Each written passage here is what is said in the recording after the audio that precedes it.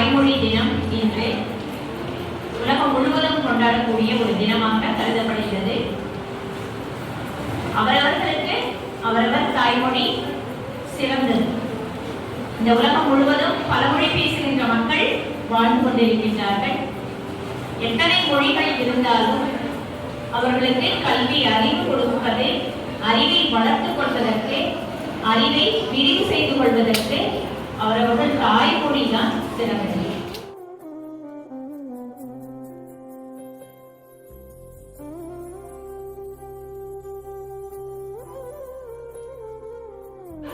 முத்தமிழாய் முழுவலிக்கும் மூத்த மொழி, முத்த முத்தாய் இலக்கணமும் இலக்கியமும் முடிசூடி புகழும் மொழி என் தாய்மொழி.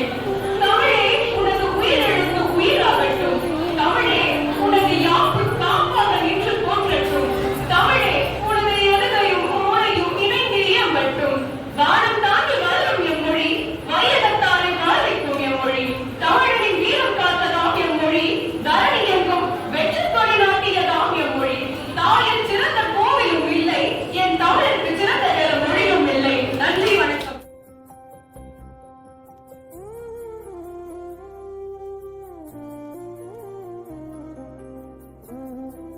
மனிதனால் உருவாக்கப்பட்டதே மொழியாகும்.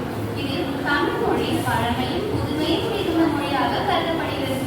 காலத்துக்கு ஏற்ப மாற்றங்களை ஏற்றுக்கொண்டு தனது இளமை பருவத்தை மாறாமல் வைத்துக் கொண்ட ஒரே மொழி தமிழாக நாம் இது தமிழை பேசுவதற்கே தருகிறோம். ஏனென்றால் தமிழை பேசினாலே தண்டனை அல்லாது ஒரு சில பள்ளிகளில் இருப்பதை நாமும் அறிவோம். இவ்வாறு தண்டனைகளை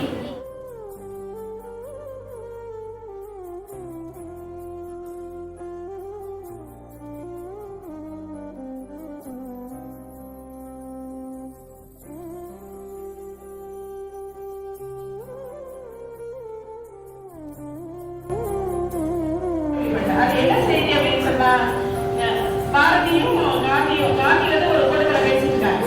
அப்புறம் திருவள்ளிக்கல்லியில நடக்கும் அந்த கூட்டம்.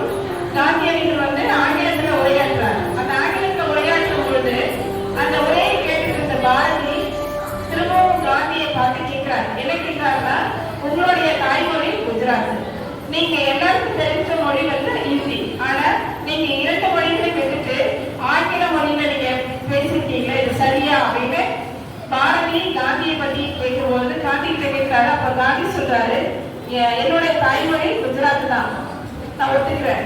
எல்லாருக்கும் அறிந்த மொழி ஹிந்தி தான், அதுவும் சரிதான். ஆனா எந்த ஒரு செய்தியும் எந்த மொழியில கொடுத்தா எப்படி போகும்ன்றது தெரிஞ்சு நான் மற்றவர்களை எப்படியாவது திட்டணும் அப்படின்னு சொன்னா எனக்கு பிடிக்காத மொழியா இருக்கக்கூடிய ஆங்கில மொழியில தான் பேசுவேன் அப்படின்னு அந்த இடத்துல